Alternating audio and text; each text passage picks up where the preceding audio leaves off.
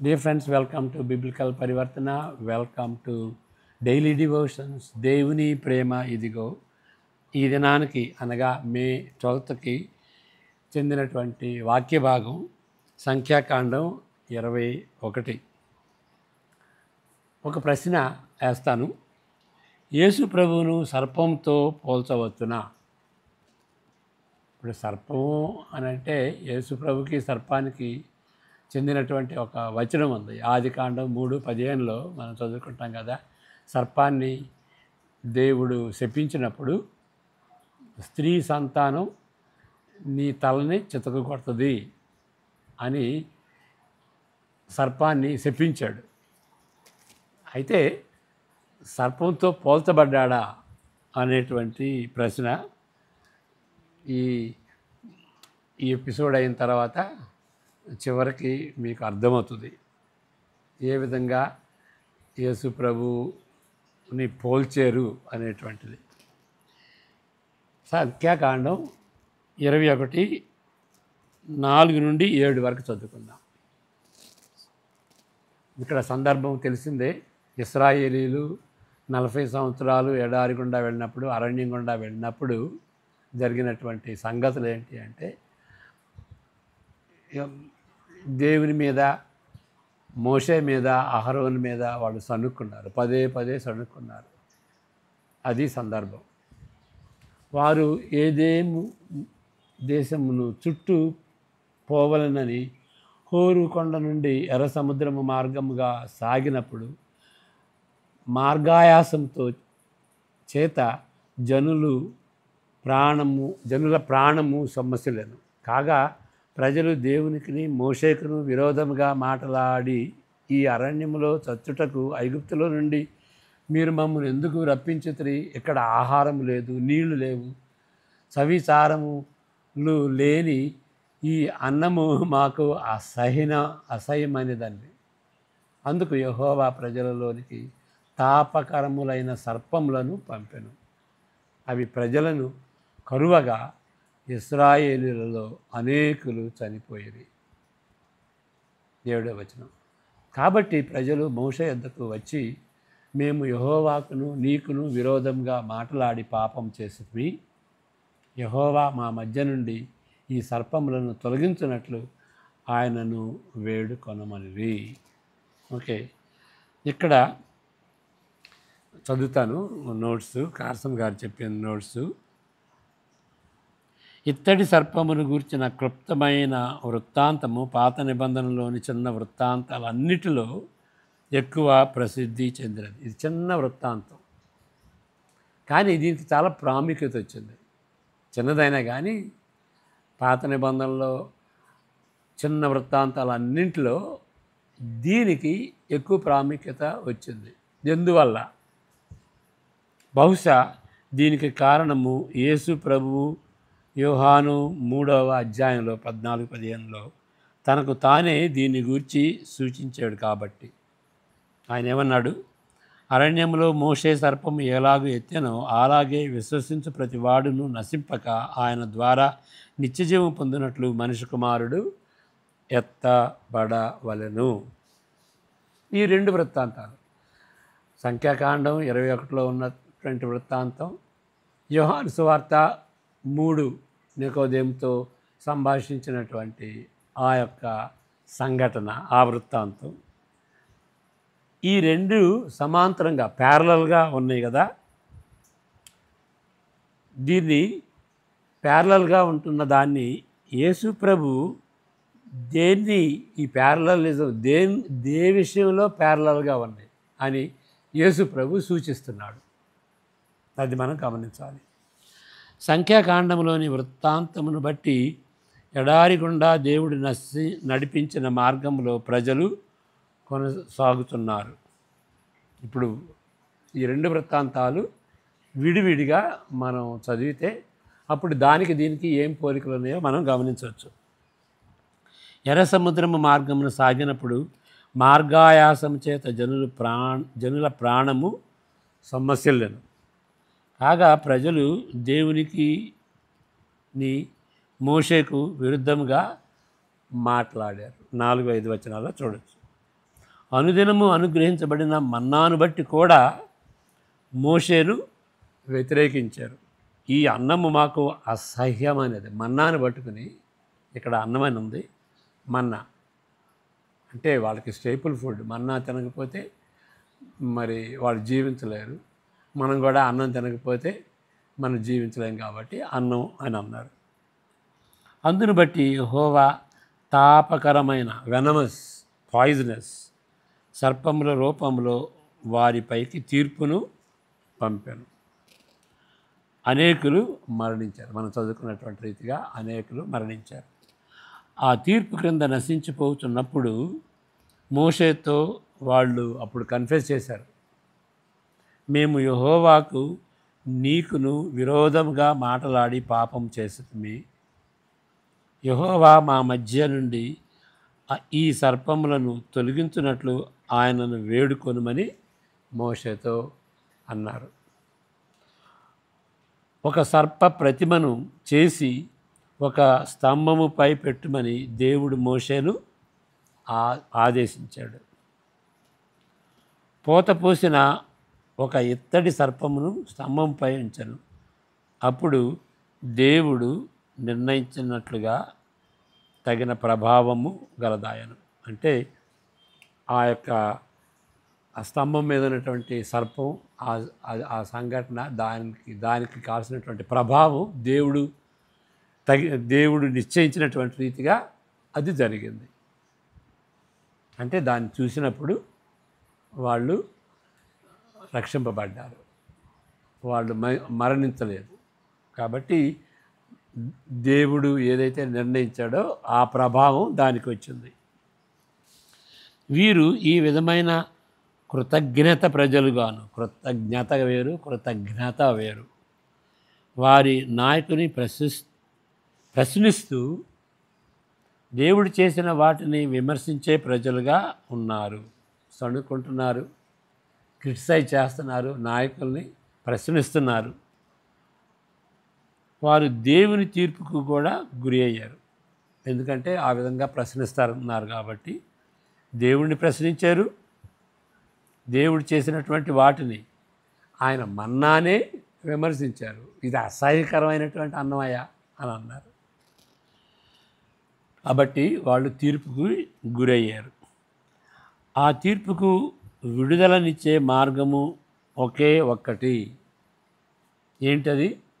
దేవుడు ఏర్పరిచిన సదుపాయము.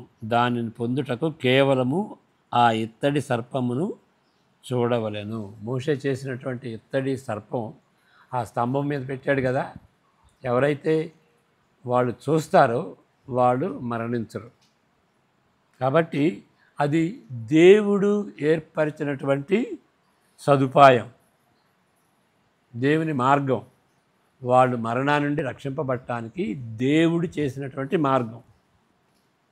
ఇక క్రొత్త నిబంధనలో యేసు ప్రభువు దీన్ని సూచిస్తూ చెప్పినటువంటి మాటల్ని మనం చదువుకుందాం. యోహాను 3లో నికోదేము దీనికి అంత భిన్నంగా ఉండదు. ఆ యొక్క సంఘటనకి ఈ యొక్క సంఘటనకి కొన్ని పోలికలు ఉన్నాయి. అంత డిఫరెంట్గా లేదు, కొన్ని పోలికలు ఉన్నాయి. యేసు ప్రభువును విమర్శించే సమర్థత కలిగినట్లుగా నికోదేము ఆరంభ వచనములను గుర్తించగలం. చదువుతాం. యోహాను సువార్త 3వ అధ్యాయం 1-2 వచనాలు. యోహాను సువార్త 3వ అధ్యాయం 1-2 వచనాలు. యూదుల అధికారి అయిన నికోదేమును పరిసయ్యుడొకడు ఉండెను. అతడు రాత్రి అందు సింబాలిక్ అన్నమాట. ఏదో రాత్రి వచ్చాడు అనుకోవచ్చు. రాత్రి వచ్చాడు, కానీ ఈయన రాత్రి ఎందుకు చెప్పాల్సి వస్తుంది అంటే సింబాలిక్ లాంగ్వేజ్ అన్నమాట. ఆయన రక్షింపబడలేదు, యేసుప్రభు మాటల్ని అర్థం చేసుకోలేకపోయాడు. కాబట్టి అజ్ఞానంతో ఉన్నాడు, చీకటిమయం అన్నమాట. అంతేకాదు యేసుప్రభుని ఎవాల్యుయేట్ చేయడానికి వచ్చాడు.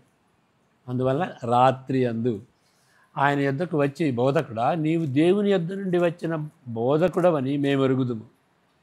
ఇవాల్యుయేట్ చేస్తున్నాడు. నీ సంగతి ఇదయా, మాకు తెలుసు, దేవుని వద్ద నుండి వచ్చిన బోధకుడివి. దేవుడు అతనికి తోడయుంటేనే కానీ నీవు చేయుతున్న సూచక క్రియలను ఎవడునూ చేయలేడని వానితో చెప్పాను. కాబట్టి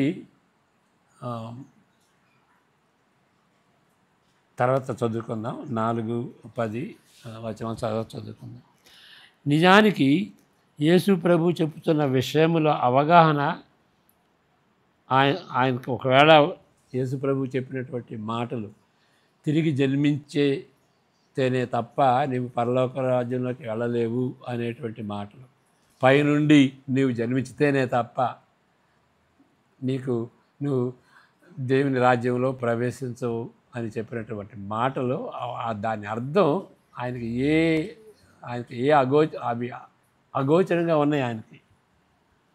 ఒకవేళ ఏదన్నా కొంచెం అర్థం ఉంటే అది అతి స్వల్పమైనటువంటి అర్థం. మరి 3-4 వచనం కూడా చదువుకున్నాం. 1-2 చదువుకున్నా, ఇప్పుడు 3-4. అందుకు నికోదేము, ముసలివాడవైన మనుషుడు ఎలాగూ జన్మింపగలడు? ఇంక అర్థం కాల. రెండవ మారు తల్లి గర్భమందు ప్రవేశించి జన్మింపగలడా అని ఆయనను అడగగా 5 యేసు ఇట్లా నేను నీవు ఇశ్రాయేలులకు బోధకుడవయ్యుండి వీటిని ఎరుగవా? అవగాహన కాల ఆయనకి.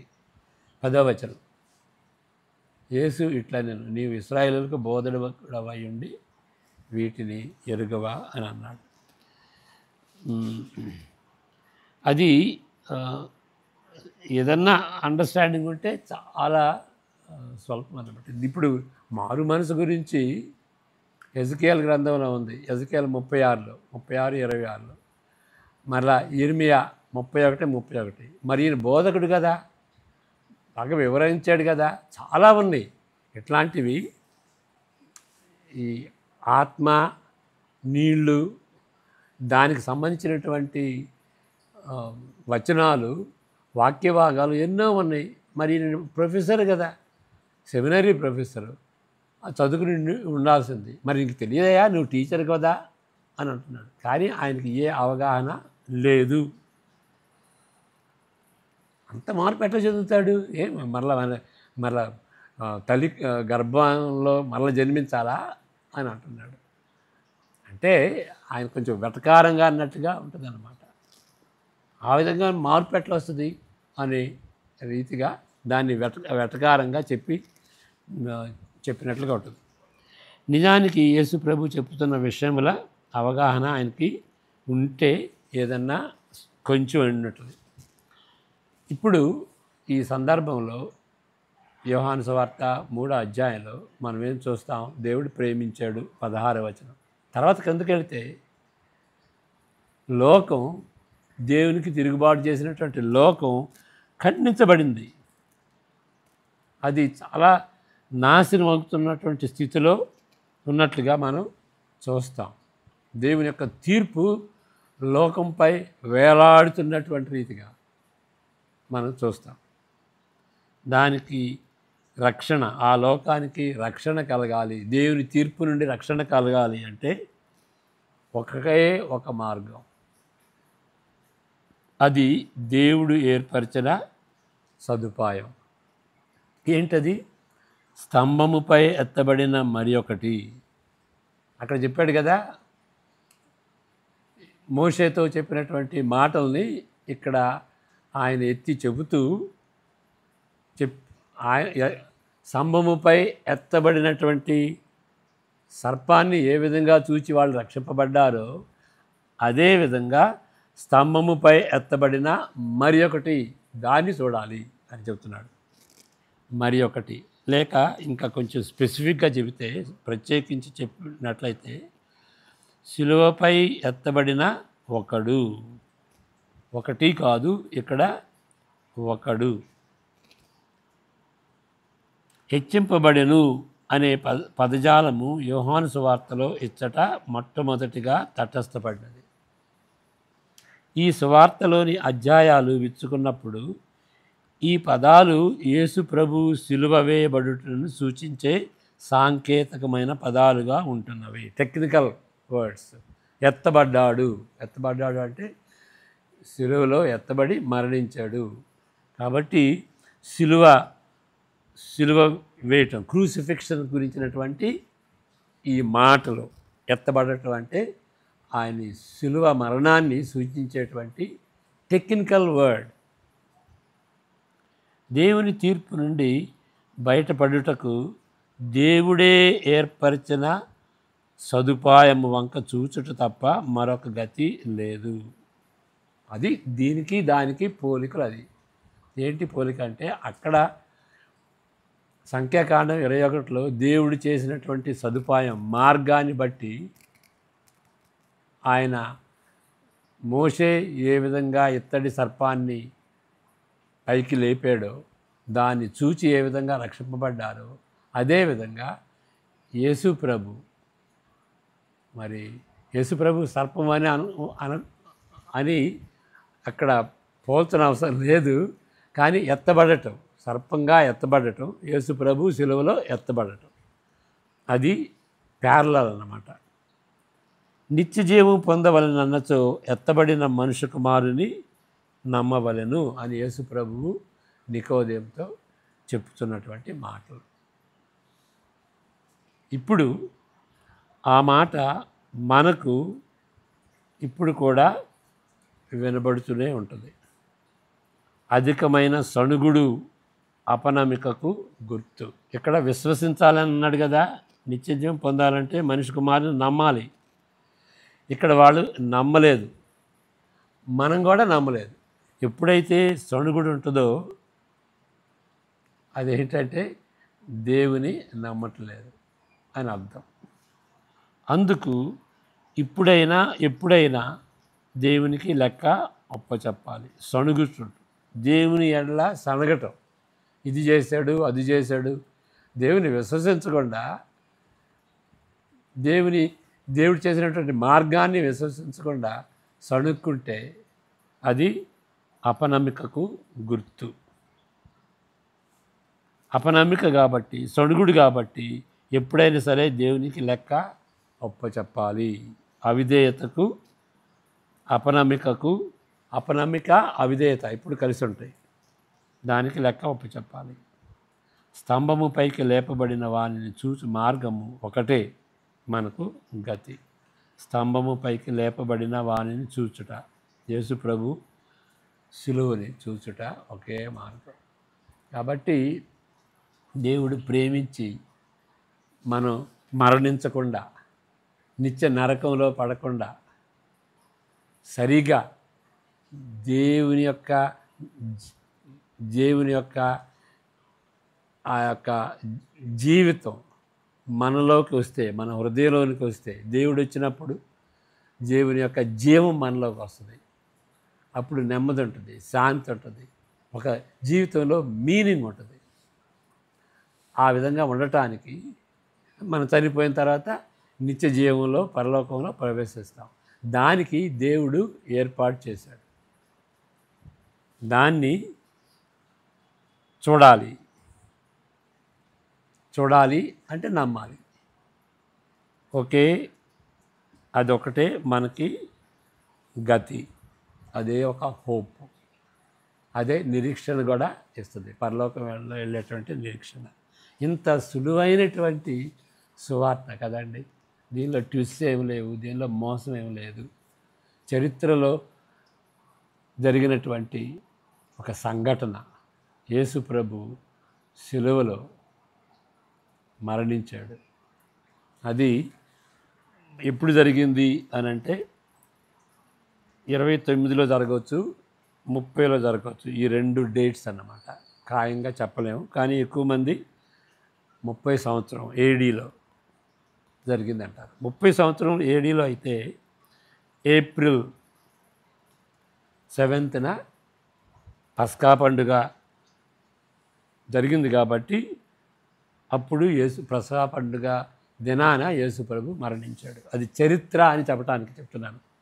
ఒకవేళ 29 అయితే ఏప్రిల్ 14th, ఓకే, 29 కావచ్చు, 30 కావచ్చు, అది కాదు పాయింట్, చరిత్రలో జరిగింది.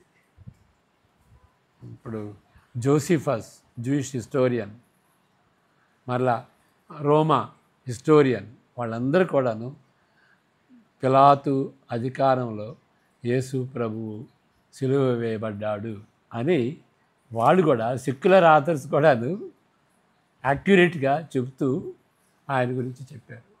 అంటే యేసు ప్రభు గురించినటువంటి ఆ డీటెయిల్స్ అన్నీ కూడాను బైబిల్లో ఉన్నాయి. బైబిల్కి అతీతంగా ఉన్నటువంటి సపరేట్గా ఉన్నటువంటి సెక్యులర్ హిస్టరీ కూడా చెబుతుంది. కాబట్టి యేసు ప్రభు మరణం, ఆయన యొక్క జీవం, ఆయన యొక్క మరణ పునరుద్ధానాలు అది ఏదో ఊహాగానం, కట్టుకథ అని చెప్పకూడదు. ఎందుకంటే చరిత్రలో జరిగినటువంటి సంఘటన. మరి ఇంతకుముందు చెప్పినటువంటి రీతిగా ఆయన నిజంగా చనిపోయాడు, నిజంగా లేచాడు. ఆదివారం దినం అది దానికి సూచన, గుర్తు. ప్రతి వారం చెబుతుంది ఆదివారం దినం యేసు ప్రభు పునరుద్ధానుడయ్యాడు అని యూదులు నమ్మారు. శనివారం సబ్బాతుని వదిలిపెట్టి యేసు ప్రభు యొక్క పునరుద్ధానాన్ని ఆదివారం దినం పట్టుకుని అప్పటి నుండి ఆరాధన, సంఘ ఆరాధన, క్రైస్తవ ఆరాధన మొదలైంది. కాబట్టి ఇది చరిత్ర. ప్రతి ఒక్కళ్ళు కూడాను సమాధానం చెప్పాలి. ఆ విధంగా సిలువలో మరణించినటువంటి వ్యక్తి, దానికి నీకు సంబంధం ఏంటి? అక్కడ క్లియర్గా ఇప్పుడు యేసు ప్రభుని చంపింది ఒక విధంగా చూస్తే యూదులు కాదు. అవును, ఒక విధంగా చూస్తే యూదులే. కానీ యేసు ప్రభు చెబుతాడు, వాళ్ళు సిలువ ఆయన్ని న్యాయ తీర్పు చేసినప్పుడు ఆయన క్లియర్గా ఏమన్నాడు, ప్రధాన యాజకుడితో కానీ ఇంత కానీ మీకు నాకు శక్తి లేదు, నాకు కావాలంటే 12 లీజియన్స్, ఓకే, 12 లీజియన్ ఆఫ్ పీపుల్ వచ్చి దేవతలని నా తండ్రి పంపించగలడు నన్ను రక్షించడానికి. అయినా కానీ రక్షింపబడటానికి ఇష్టం లేదు, శిలువ మార్గం పట్టాలని అందుకే ఆయన వచ్చాడు.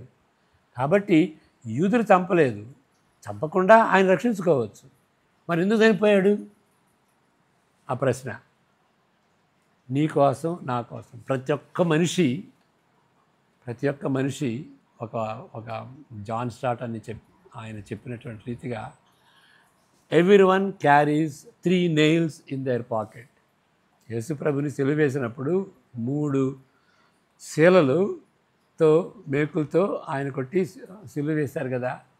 ప్రతి ఒక్క మనిషి 3 మేకులు వాళ్ళ జేబులో ఉన్నాయంట. దాని అర్థం ఏంటి అంటే మనమే కారణం. యేసు ప్రభు చనిపోవటానికి మనమే కారణం.